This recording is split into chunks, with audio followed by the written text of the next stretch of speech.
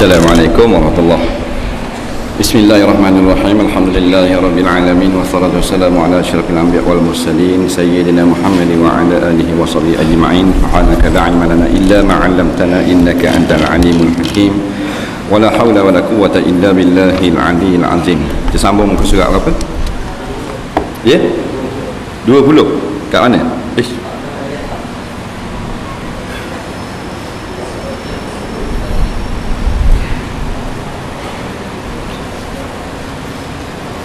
Belah dari atas 14.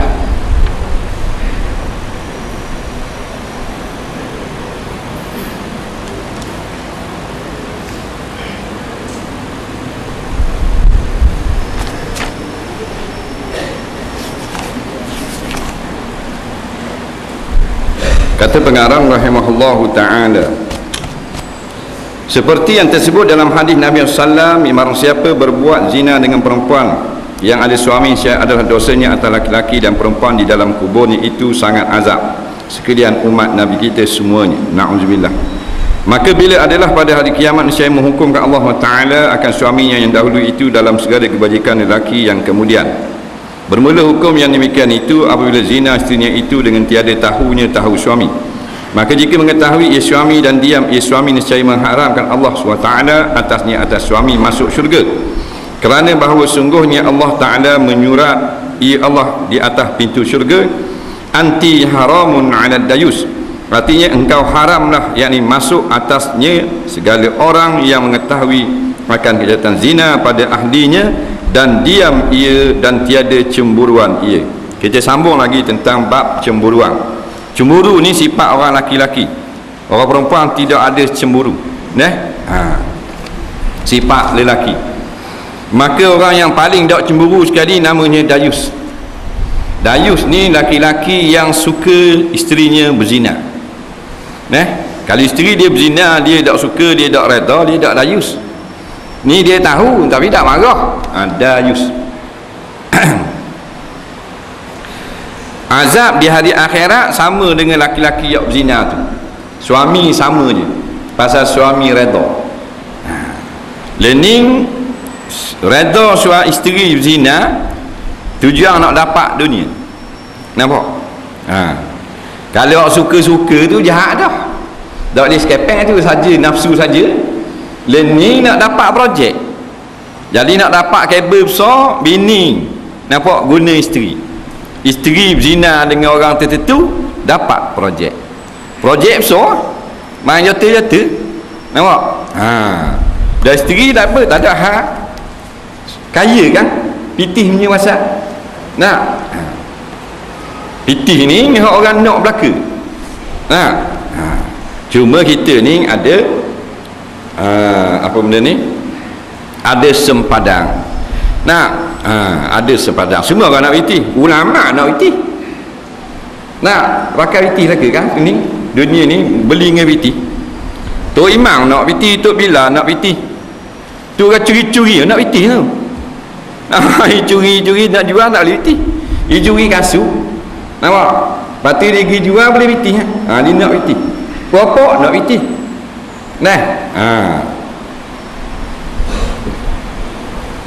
Mana Allah bini suruh bini berzina dengan pengarah lah, dengan apa lah. Laluan dia bagai. Ada hak boleh berzina dengan tuan punya hutang, maka hutang dia tak payah bayar. Jadi siapa yang ada buat lagu ni bertaubat. Nampak? Allah Maha Pengampun. Nampak? Allah Maha Pengampun. Ambil pengajaran cerita pelacur Bani Israel. Bukan berzina sekali dua, pelacur. Hijab berzina, jual tubuh, boleh pitih. Dia bertaubat, Allah terima taubat ni. Jadi siapa-siapa pun yang buat dosa zina ni, dia kena takut dan dia harap. Dia kena ada dua. Dosa besar lah, dosa zina, dosa riba, dosa minum arak, isyak dadah, pergi kuda, pergi beruk, bandar lah, tipu macam-macam lah. Dua kita kena ada. Yang pertama takut, yang kedua harap. Takut benda, takut kita kena azab di akhirat nanti. Nah, atas dunia terlepaslah kalau kita bijak. Tapi akhirat mana ada orang terlepas. Nah, atas dunia hak bodoh kena. Oh cerdik tak kena. Nah, cerdik. Nah, hak curi, hak tipu 2-3 belah ya tu naik laroba. Hak tipu jual kapal selam, beres tu. Faham tak? Hak tu main jota-jota beres lalu. Dah dia cerdik, faham? Nah, tapi akhirat tak ada orang terlepas. Tu hakim kena naik mahkamah. Di padang mahsyar kat dia mahkamah. Mahkamah ni benda makna mahkamah. Mahkamah ni makna bangunan kan? Mahkamah dia buh ming. Asalnya ha kaf ming, hukum. Nampak? Bubuh mim mahkam, letak te marbutah, maknanya tempat berbicara hukum. Tak mesti bangunan. Nah, bawah pokok jadi mahkamah. Nah, atas gerai boleh, sebab di situ diputuskan hukum. Dia panggil mahkamah. Nah, macam ni masjid. Masjid mana tempat orang sujud. Asalnya sim, jim, dal. Nampak? Sujud. Letak mim, masjid, mana tempat sujud. Nah, hukum bubuh mim mahkamah, jadi tempat berbicara hukum. Jadi mahkamah paling besar di padang mahsyar. Hebat tak hebat, segala hakim-hakim atas bumi ni akan dibicarakan juga. Nah, tak dunia ramal lepas. Nah, dah lampu merah dia boleh jalan, lampu hijau kita berhenti. Betul tak? Nah, kita hijau kena berhenti. Dia merah jalan, dah menteri. Dia dah ayah atas, kita ayah. Nampak? Tu dunia. Nampak? Ketua hakim negara. Kalau parking biar jalan, mana ada orang samang? Tulis itu ketua hakim negara. Pergi, mana orang ni nak samang? Nah, kereta boleh boleh samang. Tak buat witi parking. Nah, kereta ketua hakim negara dia ada crown depan. Faham? Kalau roadblock JBJ ke Tiapik, dia tengok crown tu. Dia tengok crown tu, jalan. Tabik pula ni. Padahal dalam bukan mahkamah. Akan hakim JKK tu pandai. Ada mari.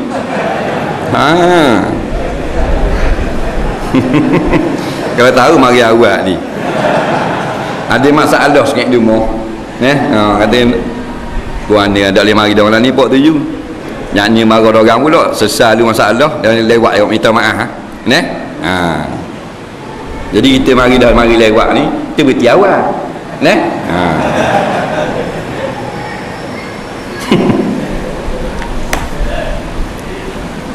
Hakim sah naik dalam kandang. Sekarang kandang orang salah di dunia kita dah masuk. Menteri masuk lah kandang orang salah. Ya. Orang ambil statement di rumah. Nampak? Tu pun tak ada soal dia duduk dengung itu menteri.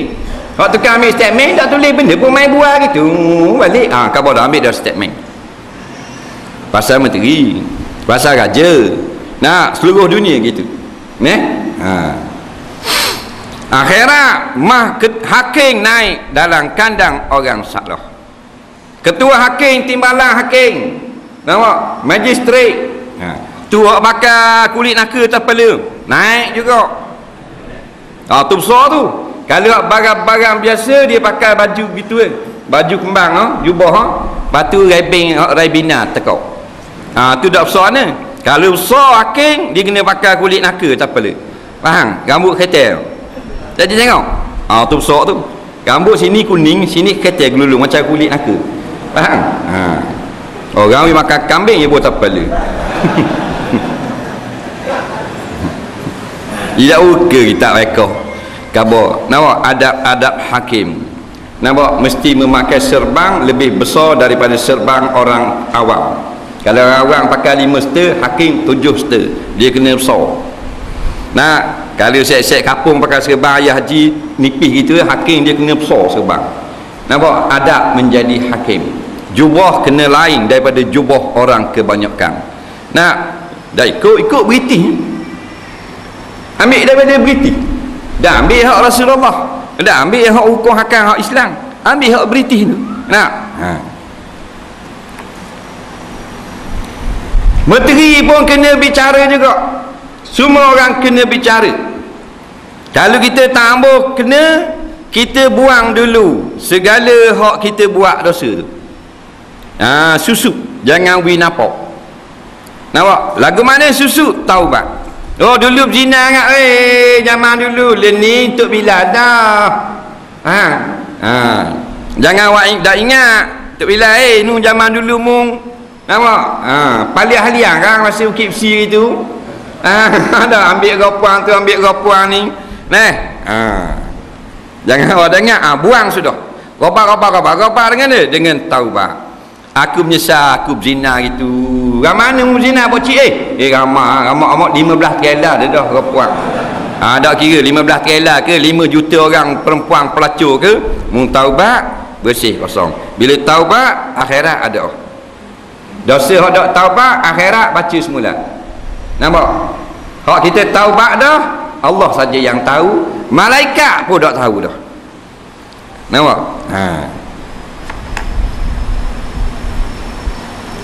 Jadi jangan kita suka bila ahli kita buat maksiat. Sesiapa juga yang membiarkan anak atau isterinya mendedahkan aurat-aurat berat di khalayak ramai, juga ulama kias sebagai dayus. Aurat berat ni nampak punggung, nampak perut korang, pakai baju tengah sakuk tubik tiok sepeh, tu aurat berat mereka. Aurat ringan ni guana pakai baju kurung comel belaka dah, cuma dak kata kek nampak sikit kaki. Maka suami orang dak panggil dayus. Faham? Dayus ni suami yang biarkan membuka aurat yang melampau batas. Turun kereta, tok laki nampak baik je, bini belah kat paha. Nampak? Belah siapa nampak paha tu bit sepeh, suami dayus. Kerana siapa nampak paha, dia panggil melampau batas. Bini dia pakai tudung, patutnya siapa aku bijak ujung dagu, dia terik ke bawah, nampak bawah dagu. Mazhab Syafi'i kata aurat lagi tu. Dak panggil dayuh tu lelaki, bahasa rengang tu. Faham? Bini pakai skirt, tu lelaki dayus. Orang kampung bini kemar gatung. Kampung laki tu imam. Bini tu imam kemar gatung, beli ikan. Nampak? Air kurik tak ada. Tanya tu perai ikan.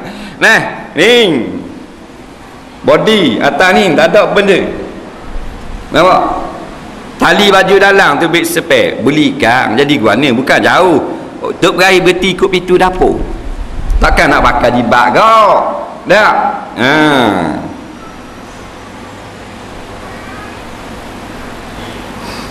Tok perai duk keling ke dada dia, dak wi raya kurik, wi ebek tu. Sebek celah baku. Tu dayus. Jaga baik. Anak puang ni pakai seluar tubik punggung sepeh, seluar dalam sepeh, tunjuk korang. Kita tahu, kita tak kata benda, dayus. Faham? Pasal berat dia panggil gitu. Nampak? Kain baju depan sekat seluar neleh pula. Siapa tebik susah sepeh depan orang ramai, anak dara, ayah dayus. Walaupun lah banyak kali dah pergi haji. Berapa kali pergi? 937 kali pergi. Pasal umur dia 1000 tahun. Dah ada kira. Faham? Ada jaga baik. Tulis dia atas pintu gerbang, anti haramun ala dayuh. Mung hai syurga, dayuh tak dia masuk.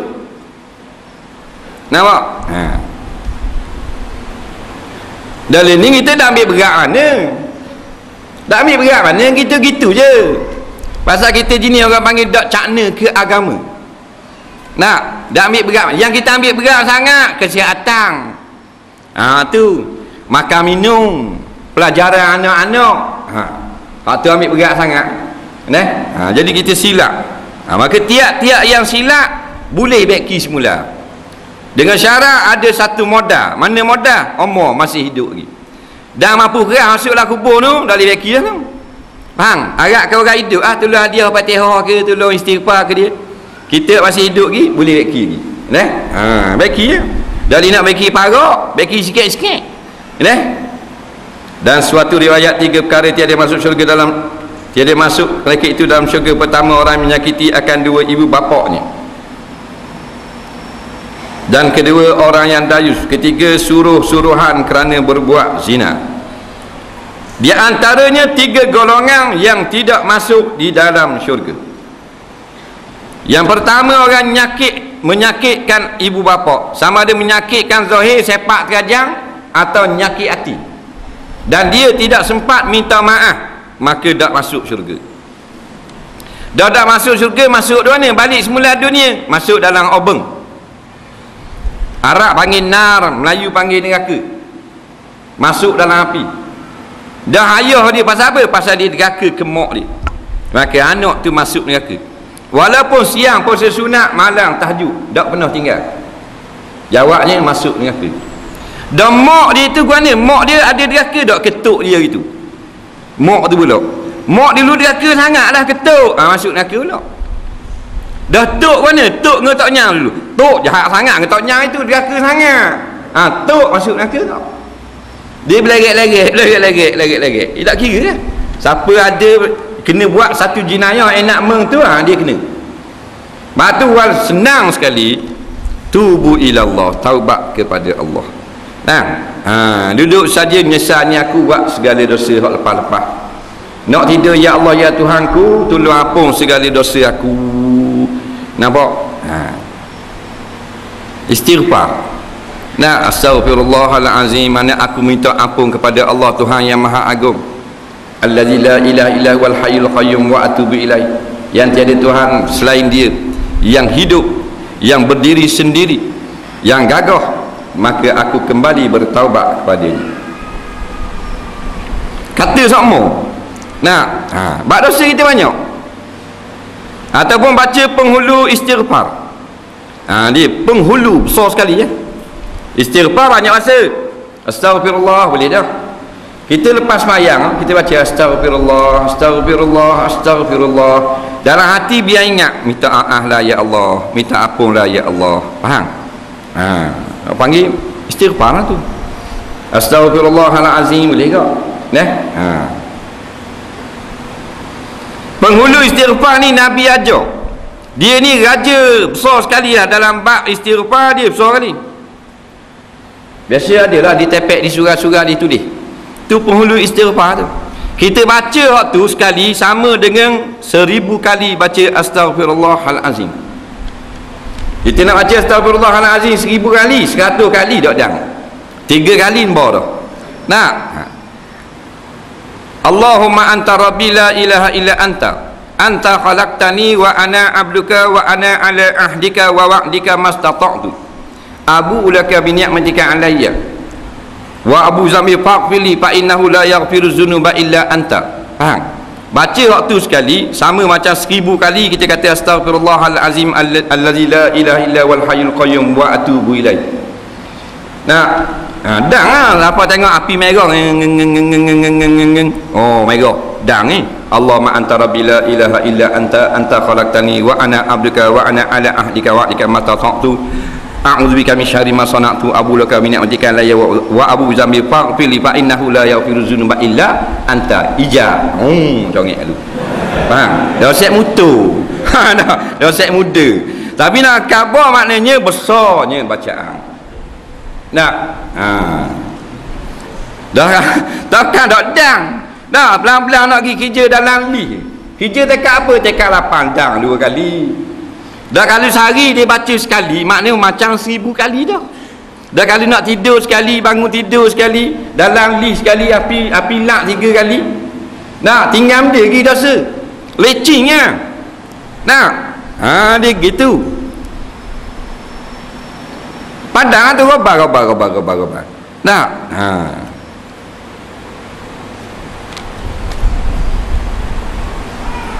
Orang yang dayus dan ketiga orang yang suruh-suruhan kerana berbuat zina. Jok kaka lah. Broker zina, broker. Guna ada awek baru siapa? Bang, baru siapa? Indung. Cina. Bang, 80 ya. Ni, cari makan. Demikian lagi kiadah.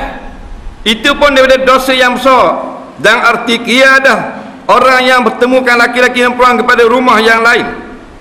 Kiadah ni mana orang sediakan bilik supaya orang berzina situ. Sebab tu kalau kita buat chalet, kita buat hotel, kita tahu dah orang tu memang bukan suami isteri, kita benarkan juga sewa dalam bilik kita dikira kiadah. Tapi kita tak wajib kalau kita tak tahu. Tak wajib apa? Tak wajib siasat. Faham? Orang nak mari sewa hotel kita tak wajib tanya nikah tak lagi. Cuma kalau kita tahu tak nikah lagi, faham? Maka kita haram beri sewa bilik hotel kita. Nak negara hotel negara, tapi kalau waktu tak jalan jadi kiadah. Faham? Sama macam kita wak pisah. Kerja nepa wak pisah. Orang kerja wak pisah, wak golok, wak keri. Dia tak wajib tanya orang yang mari nak wak pisah tu nak wak bunuh orang ke tak? Nak wak pecah rumah ke tak? Tak wajib tanya. Melainkan kalau dia tahu dah orang tu nak buat benda haram, maka haram dia buat pisah orang tu. Nampak? Dah tak tahu sangka baik. Selang ni ajar sangka baik tu. Nak sangka buruk dia kena ada bukti tu. Bapak perapau. Nampak? Kita pergi kata orang baik, tak salah. Sebab kita tak tahu. Lama dah kita tak tengok dia.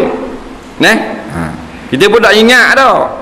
Ataupun dia singgah minum air depan tu kat sipang. Belakang pagar Kuza minum air situ. Kita tengok warok baik ni, orang mana baik kan ni. Padahal dia singgah nak pergi Kota Baru nak ngopok dinum. Dia ketua popok di Johor. Faham? Kita pergi kata orang baik pasal kita tengok muka baik. Kita nak kata baik kepada bapak popok ni tak berdosa. Faham? Sebab kita tak tahu dia tu jahat. Nampak lagi?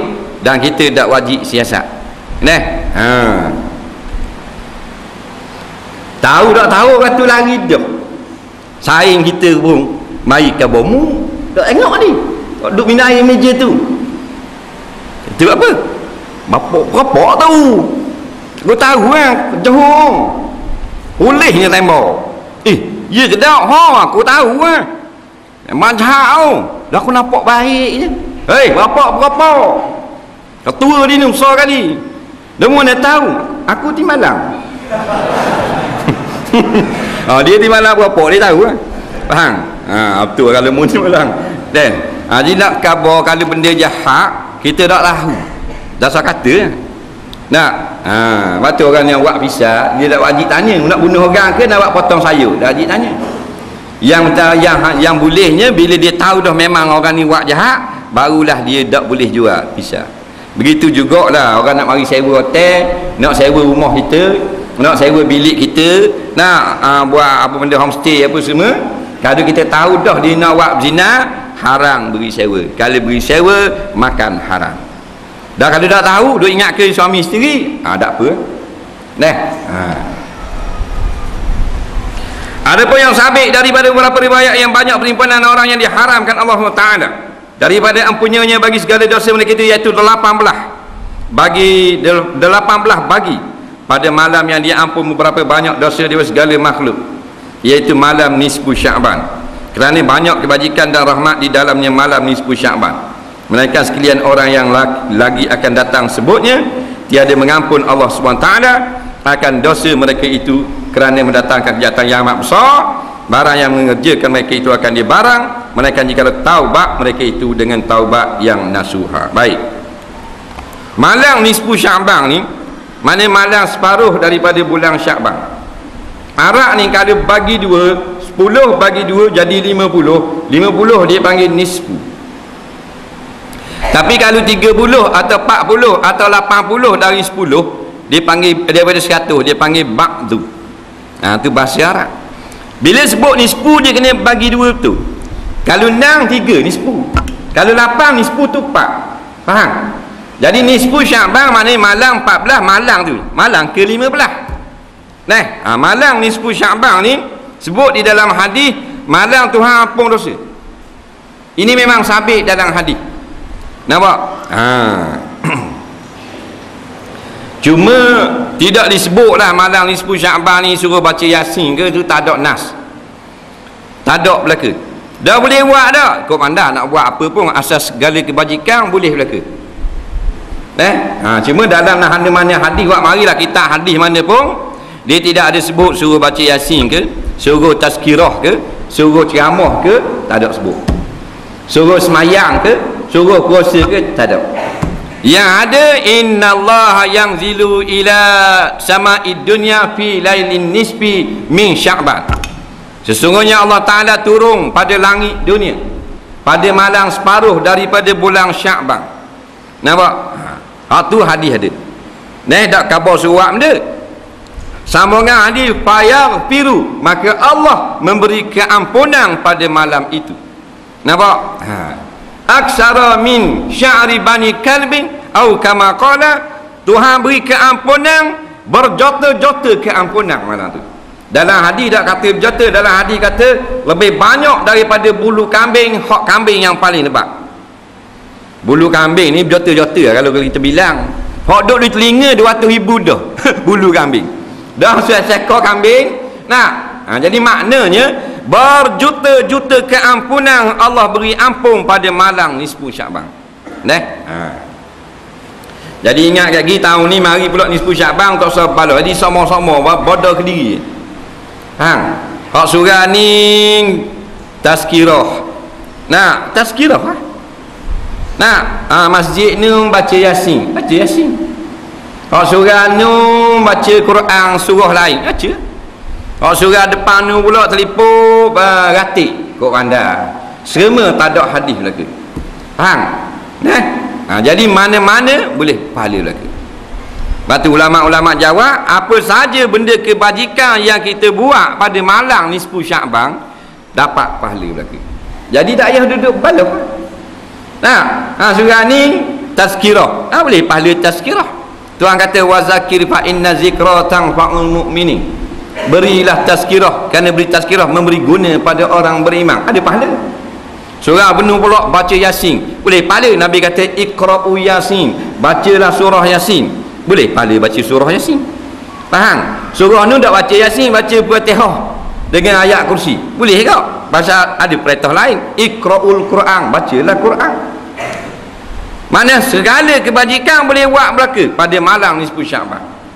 Jangan kata anu baca Yasin bid'ah. Saya kata gitu. Dah mung tazkirah bid'ah. Mana ada nah? Tiap-tiap yang tak ada nah bid'ah belaka. Tak usah cakap lah. Buat boleh pahala. Nampak? Dia dah buat benda ke mana kamu? Dah buat benda. Malam nisfu Sya'ban, lepas pada Isya, lepas pada garik, tidur ramai-ramai. Nampak rehat nyanda tu iman duk tak apa tutup bila. Tunggu Isya. Tak ada kok pandailah. Bukan wajib pun. Cuma dalam hadis khabar, bila Tuhan buka rahmat begitu luas, fa yaghfiru, Tuhan beri keampunan, sebaik-baiknya minta ampun pada malam ni. Bakal minta ampun. Dan malam lain minta juga, malam tu banyak sikit.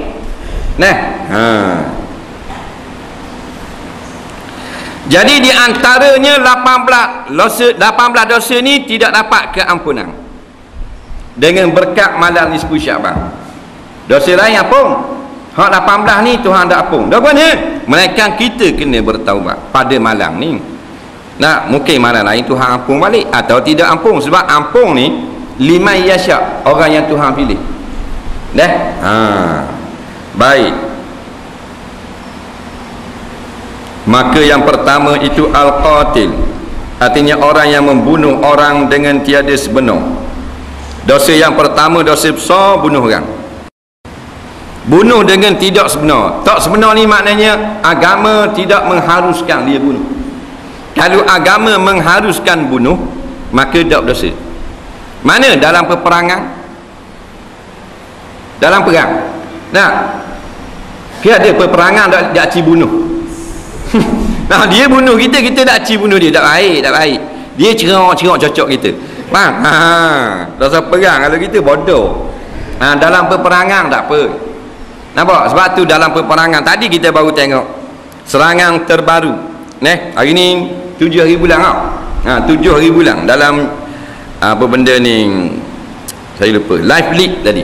Hak terbaru 7 hari bulan tentera Mujahidin Taliban berjaya membunuh 7 orang tentera NATO laknatullah. Nampak? Dalam video klip terbaru tadi, pagi-pagi tadi terbaru, 3 orang baru tengok dengan kita. Nampak? Cedera 14 belah keluar dalam berita petang tadilah, berita tu pun bahasa Inggeris. Dia kata seorang terbunuh, 2 cedera. Berita Melayu tak ada berita.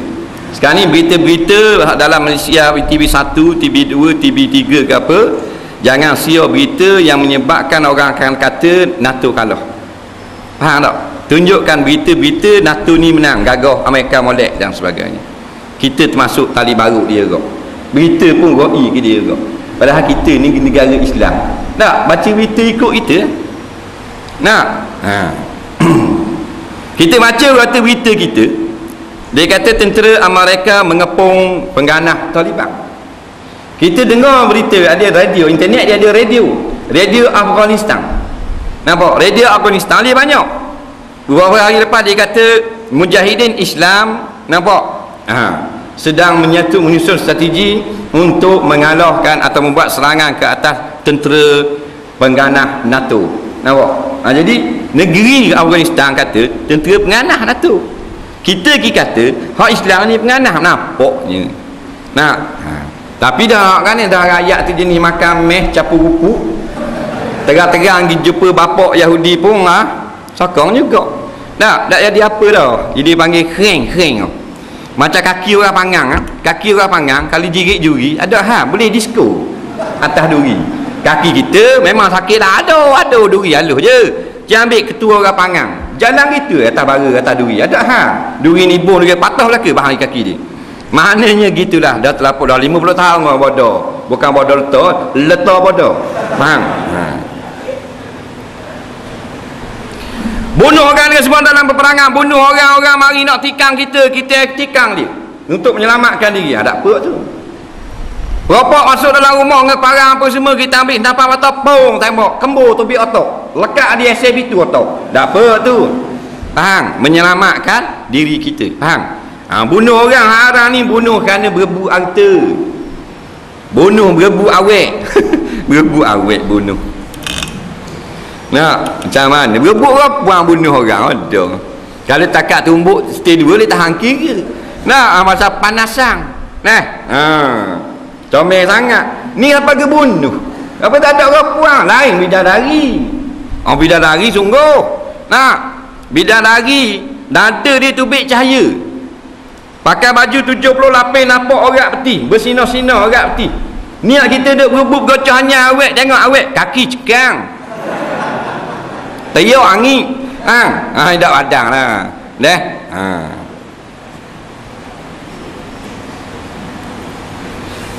Bunuh orang sebenar kerana apa? Membela Rasulullah. Satu hari seorang lelaki musyrikin dia membaca syair menghina Nabi. Syair dia tu dia baca dekat pasar Mekah. Syair tu dia nganjing ke Nabi. Nabi tak ada. Faham? Sahabat ni baru masuk Islam, dengar waktu terbit petang dia pacung kepala. Putus kepala.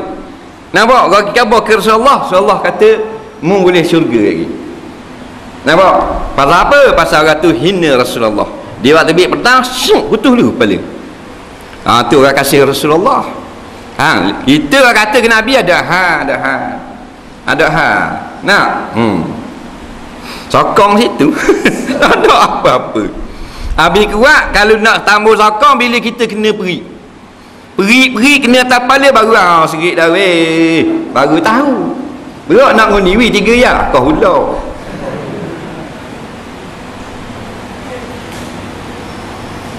Dan kedua, Arraf, itu orang yang mengkhabarkan daripada yang telah lalu, yang tiada sabit ambilnya yang sahih, seperti orang yang bercetera, iaitu bercerita bahari dan bohong.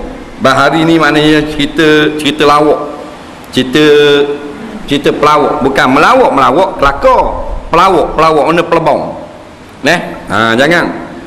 Jangan bawa cerita-cerita karut sehingga cerita karut itu tersebar dalam masyarakat. Mana orang yang suka berdusta. Dan kata setengah ulama, arwah itu orang yang mengatakan bahawa sungguhnya aku mengetahui yang mencuri dan tempat barang yang hilang. Ni iaitu orang yang kita pergi tanya kat dia, dia tahu orang yang curi ni sini, barang ada sini. Dia boleh tahu barang gaib. Jangan percaya. Dan kalau ada sungguh kebetulan boleh kata belaka. Esok kita kata dak ujang pagi, tengah hari panas. Tengok esok ya sungguh. Adakah kita mengetahui akan gaib? Tak, betulan ya. Tidak ada pun yang boleh tahu barang gaib melainkan Allah. Batu orang dan dia mengaji akidah, dia tidak lagi ditipu oleh manusia. Dah kita akidah letang pukang, dak rot cetong. Dalam dengar-dengar kena lebang juga. Pasal dak kuat kan. Banyak lagi kepercayaan yang kita sayang nak buang. Benda-benda tu tak ada asah, tapi dah kita sayang nak buang. Kalau tengah pegang pinggang jatuh, ada nak berlaku kemalangan. Pinggang jatuh. Dia buat macam cerita Nabi Ahmad. Mak tu pileng lah tu. Jawabnya tidak ada apa-apa, pinggang jatuh pasal mung gitu lepas. Dan kali pegang molek baru dak jatuh. Faham? Kalau rama masuk rumah, orang nak masuk Minang. Padahal rama salah masuk tikar buka. Tunggu juga pak tua ada orang masuk seorang. Rama kat 200 ekor masuk. Jadi kebetulan. Bila kebetulan orang buat cakap, jangan kita percaya. Nampak kata-kata ibarat kata saja orang tua-tua. Jangan jadi akidah. Tangan tapak tangan kata alik kiri, mana benda?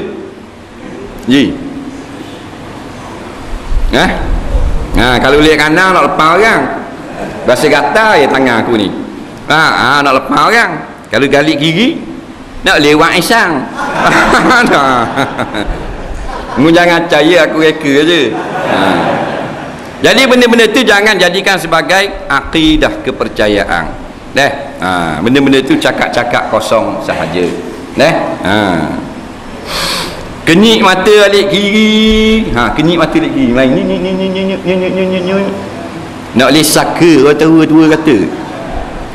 Nampak? Nak boleh tidak boleh setarang. Kadang-kadang orang kita je sarah dia. Sarah hati dia kepik. Bila dia kepik, dia tak lawah dengan udara, dia jadi gerak. Nyuk pak terlepas. Kita bahan nak boleh saka. Dah kalau nyenyuk di kanan, nak tendang saka. Dan ketiga al-musawwir. Wallahu a'lam. Kita tengok soalan.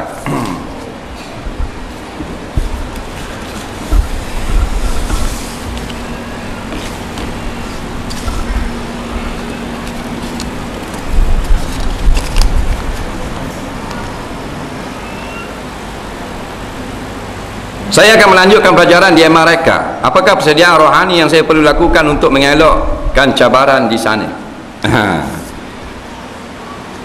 Tidak ada benda-benda pun yang berbeza lah kalau nak kira. Yang berbezanya maknanya cuaca dan maknanya persekitaran saja. Kalau dari segi maksiatnya, kadang-kadang bagus di Amerika daripada di tempat kita. Ini kita dengar daripada pelajar-pelajar. Ada pelajar yang baru balik belajar di Perancis, belajar di Jerman, dia cakap dia dah ada benda tu. Nampak? Ini ngarut-ngarut ni kurang. Kat kita pagi petang siang malam pula. Walhasilnya takwa kena kuat di dalam diri. Iman adalah asas. Iman itu dihiaskan dengan takwa sebagai pakaian. Sebut dalam satu hadis, al-imanu uryan. Iman itu dia telanjang. Iman sebatang kara. Walibasuhu takwa. Pakaian iman tu takwa. Jadi bila takwa itu ada, pergilah bumi mana sekalipun, selagi takwa duduk di atas, maka kita selamat. Faham? Dia gitu. Kalau tak ada takwa dalam kampung kita jengkring. Dasar kata mereka. Sebab dulu lain. Kalau dulu dia tengok pendedahan aurat di barat, Kak kita payah orang. Lah ni pak kita teruk pada orang. Tengok budak-budak puang lah ni teruk pada Cina pakaian. Nak? Gi ni negeri Cina tak ada pula gitu. Nah. Takwa pakaian bagi imam itu.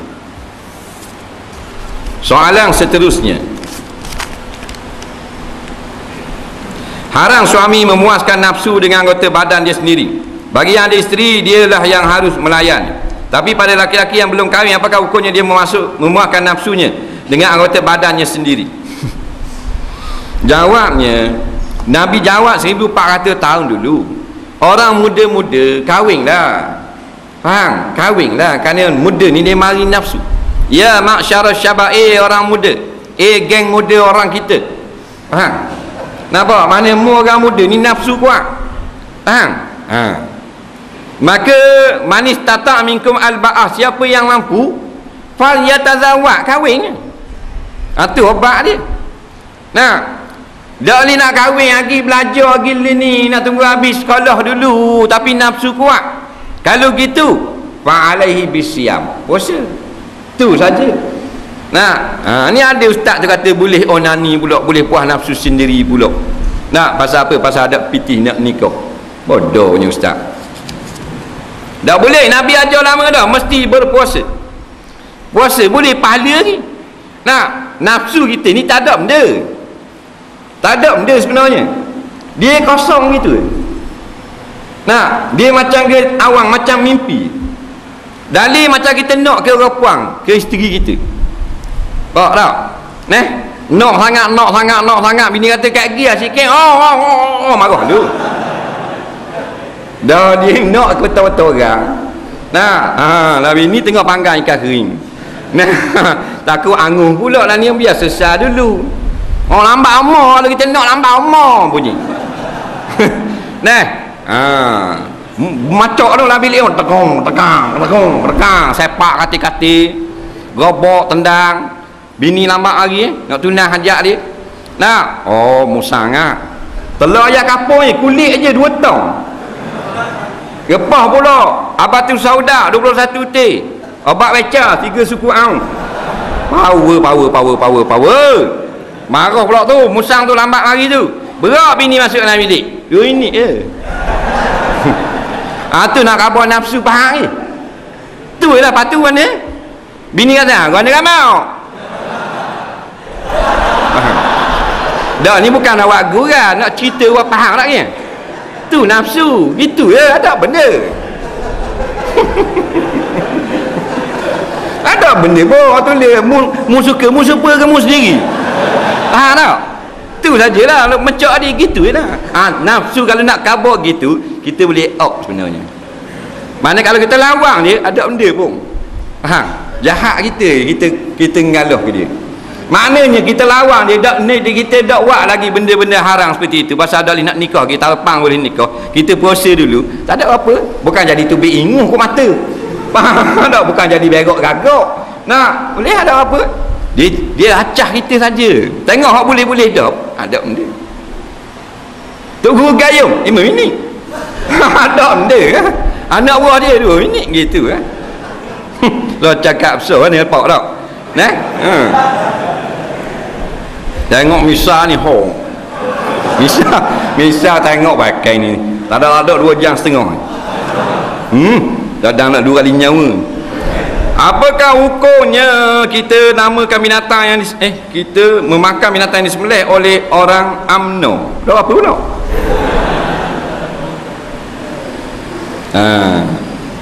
Bapanya dia menyokong parti yang membuat perkara zalim dan fasik. Tidak kafir. Jadi fasik je lah. Maka sembelihan orang fasik boleh makan. Apa dah boleh makan pula? Menyokong orang buat benda zalim, mana dosa besar je lah. Dr. Yusuf Qardawi kata, mana-mana orang yang memberi sokongan dalam pilihan raya kepada parti sekular yang Islam tetapi enggan untuk menegakkan Al-Quran atau hudud sebagai teras perlembagaan, iaitulah mereka ini adalah pemerintah-pemerintah yang zalim di sisi ulama. kerana meninggalkan hukum dalam Al-Quran. Wa man lam yakum bima anzalallah fa ulaika humuz zalimun. Faham? Mereka tak kufur. Kalau kita tanya, mereka tak kufur. Faham? Mereka kata hak kata tu baik mulut, mereka kata hukum Islam ini tak molek, tak pakai. Molek tapi tak buat lagi.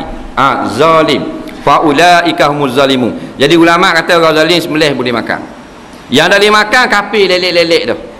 Ataupun ada keluar pada lapah mulut dia, Quran ni zalim, hudud ini zalim, nampak? Ikut Nabi jadi mundur, ikut Islam tak maju negara, tu keluar lapah murtad. Semelih jadi bakar tu. Dah ramai fasik. Kafir tak boleh. Dia tu mungkait mula. Sebab apa? Ingat dia melih tu. Apa orang kita kan? Kamalan Naden. Tu tak boleh makan tu. Tu melih jadi bakar. Walaupun ngadap kiblat.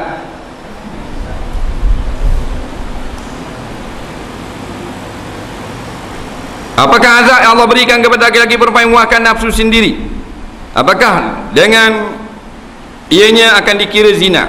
Memuaskan nafsu sendiri seorang diri lah. Umpamanya menggunakan tangan laki cara laki, puang cara puang.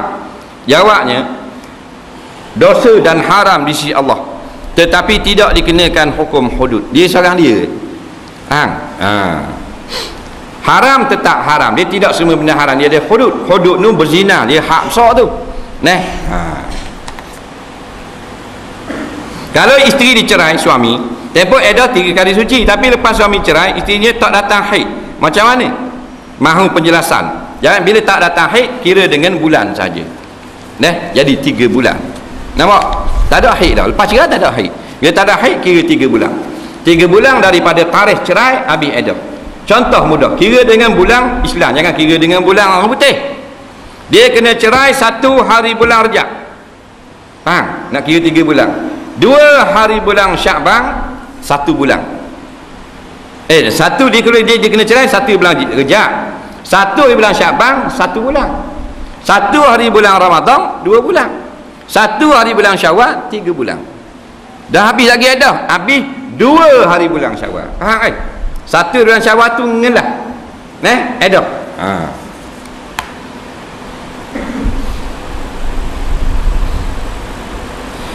Period mula 1 hingga 7. Hari ke-8 hingga 13 berhenti. Hari ke-14 hingga 19 keluar semula. Hari ke-14 hingga 19 darah apa? Dia period 1 hingga 7. Sama-sama 7 hari. Lepas tu sampai ke-14 ada pula. Lepas tu sampai 14 sampai 18. Jawabnya campur 1 sampai ke 18. Maka paling lama haid 15. Jadi 2 hari saja dia haid, iaitu 14 dengan 15. 1 sampai 7 haid. 8, 9, 10, 11, 12, 13 hari bulan berhenti dah. Faham? Duduk dalam suci. 1 kaum. Boleh semayang, boleh apa. 14, 15 tu kira haid balik. 15, 16, 17, 18 istihadah. Soalan seterusnya.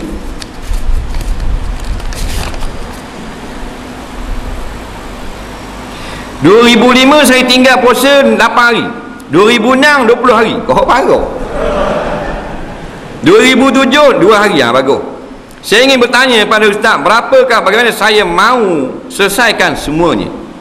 Jawabnya kena qada semua. 8 campur 2 campur 20. 30 hari. 30 hari. Qada 30 hari. Lepas tu fidyah. Fidyah tengok tahun 2005, sekarang ini 2010, bermakna 5 ada celah. Faham? Tahun 2005, 2006, 2007, 2008, 2009, 2010, 5 tu.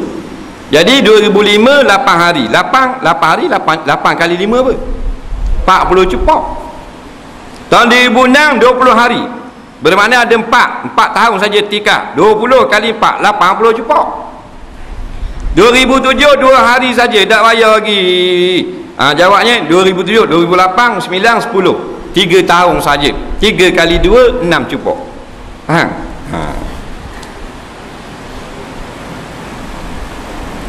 Apa pandangan tentang pemakanan dan minuman yang berunsurkan kuat tenaga batin? Jawabnya memang ada makanan-makanan atau pemakanan yang boleh menguatkan batin kita. Batin ni maknanya dalamang lah. Dan hak ada yang menguatkan secara zahiriah. Ada ubat atau makanan untuk menyegarkan kulit. Hak kelaring-kelaring kulit kering jadi lembap balik. Ada yang tambah sel. Tapi hak batin pun ada juga. Jadi batin ni maknanya faham lah, tenaga batin. Macam hak tadilah cerita tadi ni. Cuma biasanya banyak ambil kesempatan atas nama saja. Kalau kopi-kopi bukan kata serema lah, kebanyakan dia ada tulis belaka menambahkan tenaga batin. Siap setengah kopi janda, pasok bumi, tok janggut, faham? Kopi anak dara, macam-macam kopi. Kita tengok situ khasiat mesti ada tenaga batin, dak mih nak mau. Obat macam pun tenaga batin habis. Sebenarnya tak banyak pun yang beri kekuatan pada tenaga batin, sedikit benar sahaja. Tapi tak tahulah hak mana molek. Banyak kan macam biasa. Kopi tu dia beli serbuk, dia beli kilang benda yang sama saja. Dia ambil lah maknanya perasa ni ubuh. Jadi tambah lain sikit. Itu saja. Yang sebenarnya darah kita. Darah bila berjalan molek, maka kita gagah. Faham? Darah. Darah kita jalan dak molek sembak. Darah kita ada kumang, darah kita ada asid. Bila darah jalan molek dengan sebab saraf kita molek. Bila semua berjalan molek, maka batin pun molek. Gitu jelah.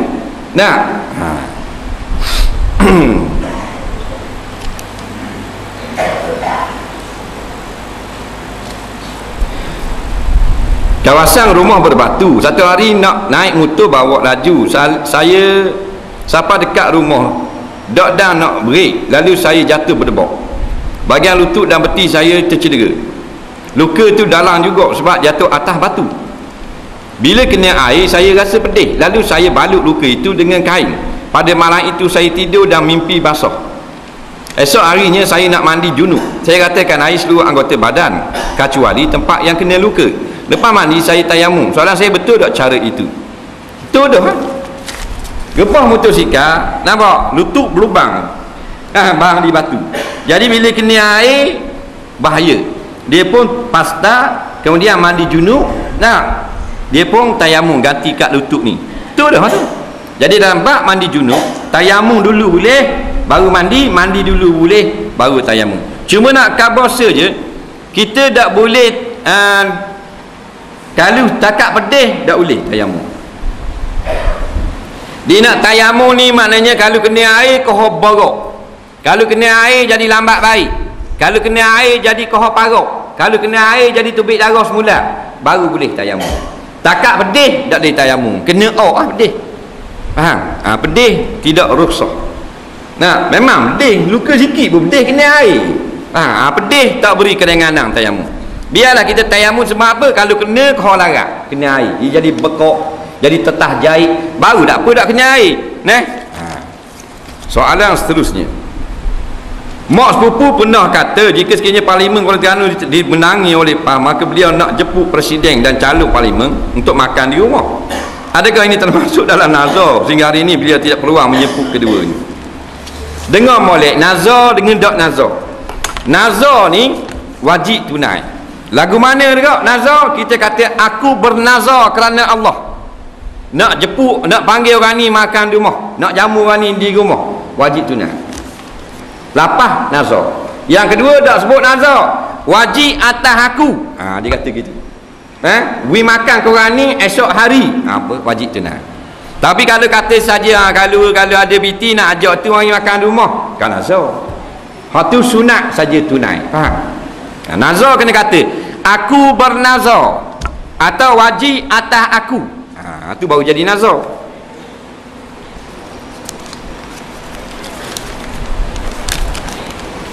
Boleh tak suami mandikan mayat isteri? Sebaliknya ada ustaz mengatakan boleh. Betul ke gitu? Kalau tak boleh tolong terangkan. Jawabnya ustaz tu betul dah, iaitu boleh.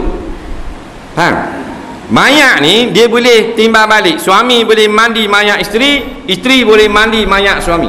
Kalau ada berlaku gitu dalam kampung, jangan kata benda. Semua kitab fiqh kata boleh berlaku dalam mazhab Syafi'i. Faham? Betul dah ustaz ni kata. Bini kita lah, jangan kita pergi mandi bini orang. Bini kita lah.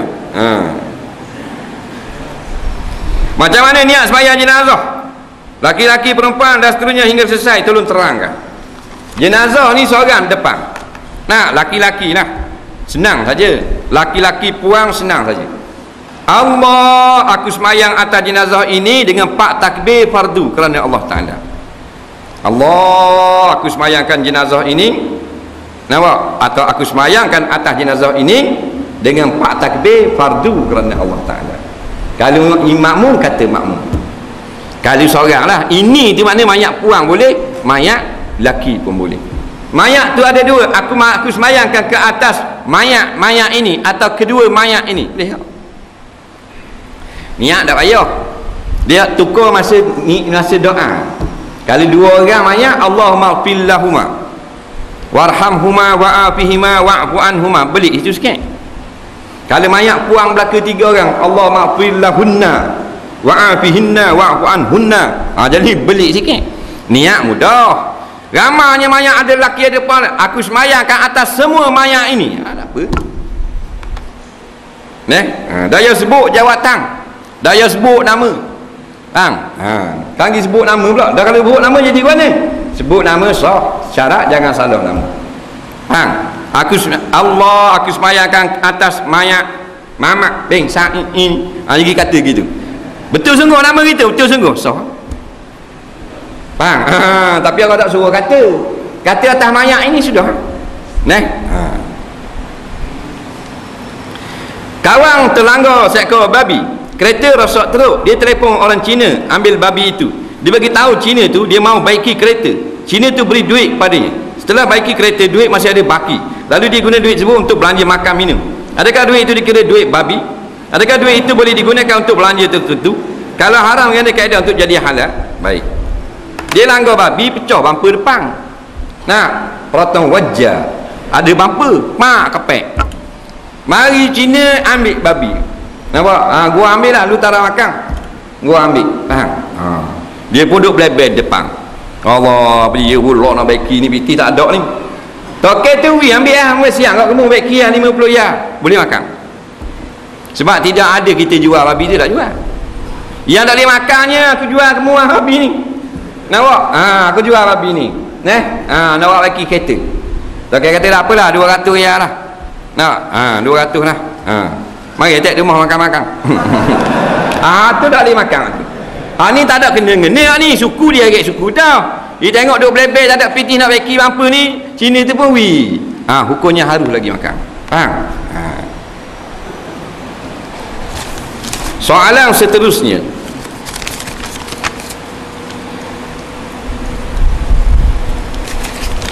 Batal tak air sembahyang mertua tiri dengan menantunya? Apa kali nak kabok ni? Batal tak? Mertua tiri, bukan mertua dia sungguh. Tua kita nikah pula bini lain. Nampak? Tak lah, pasal kita menantu saja. Faham? Dia batal dengan bini kita tu lah. Setiap malam saya tak pernah tinggal baca surah Al-Waqi'ah. Kelahmu. Bila saya datang, ada ustaz kata saya boleh baca dengan niat wirid.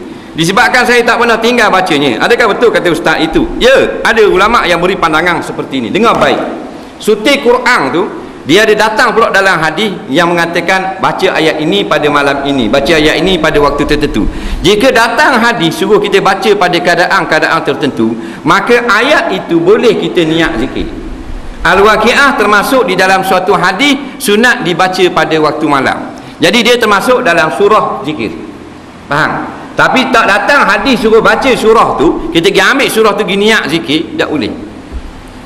Termasuk surah Al-Fatihah. Surah tertentu dia panggil. Boleh niat zikir dalam keadaan hadap. Surah Waqi'ah, surah apa benda ni, Yasin, surah 3 kul. Kerana Nabi suruh pada baca masa ni.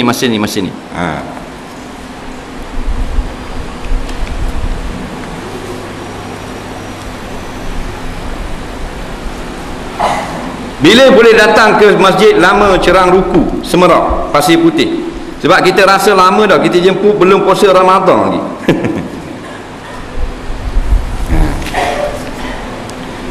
Kalau belum Ramadan baru setahun lah. Kita gini hak jemput 5 tahun dulu. Hak 5 tahun dulu. 29 hari bulan ni di Kuala Lumpur 4 tahun dah tu. Kalau setahun tu baru lagi lah, kena sabar dulu. Tapi insya-Allah pada bulan 7 belum puasa di masjid di Wakaf Baru Kelantan. Soalan seterusnya, saya nak tanya, rasa tulis gitu, tanya terus. Ini banyak dah saya nak tanya, memang tepat tanya. Jadi saya nak tanya. Abi dah awak je. Kawan saya tu kapten asrama. Pada hari Khamis lepas, warden suruh beliau tulis nama pelajar yang balik tak minta izin. Tapi salah satu kawan saya tu cakap, memang tak sah tulis nama aku. Kalau mung tak, kalau mung tu aku tu hari pinjang lipat benda pula. Lepas tu kapten tu fikir, betul kok cakap dia, huduh biar aku tak tulis. Tak, ingat tu. Soalan saya, adakah ini dikira khianat? Dia kata si memang tak sah tulis mu tak sah tulis nama aku. Kalau mung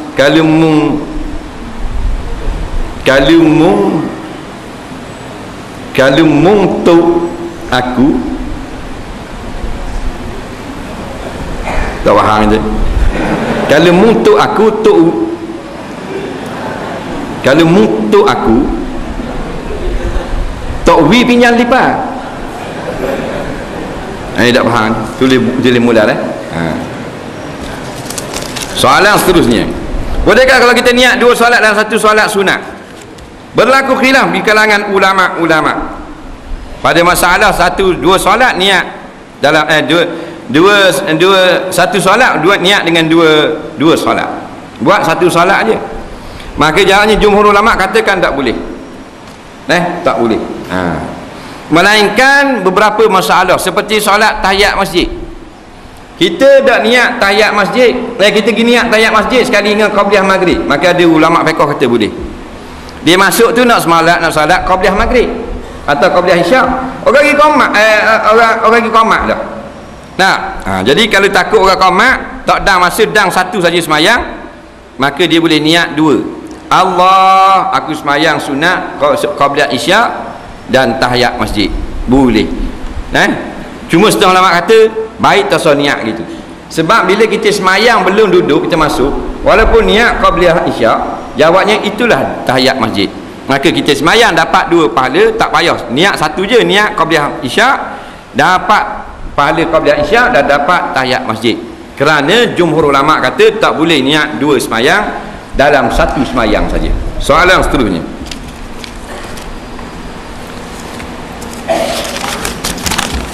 saya memotong ayam untuk memasak.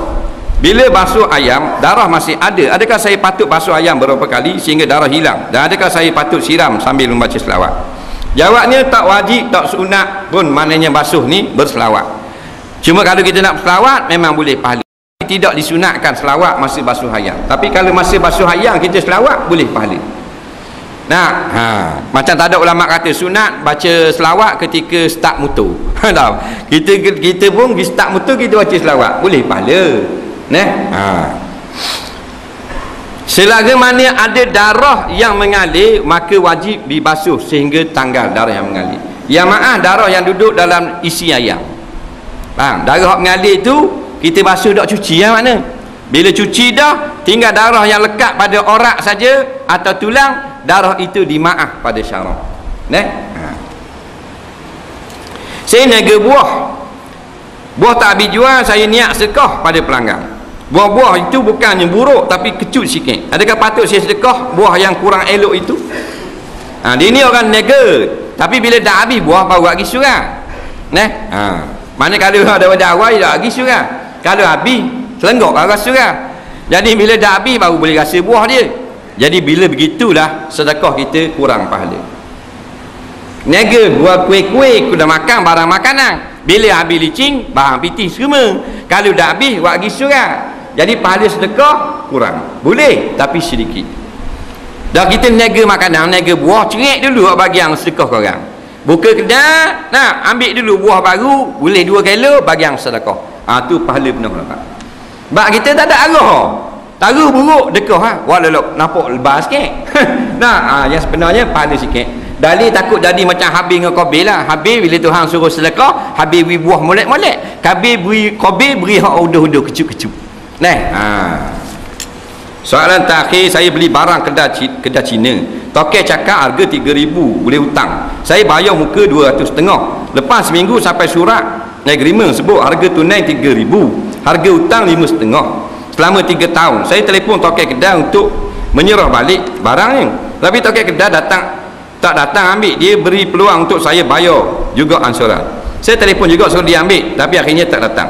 Saya nekat tak mau bayar sebab harga tak serupa dengan dia cakap. Tokai kedai marah, dia ingin blank list nama saya, dan barang itu akhirnya dia ambil balik dan dengan hutang 5,500.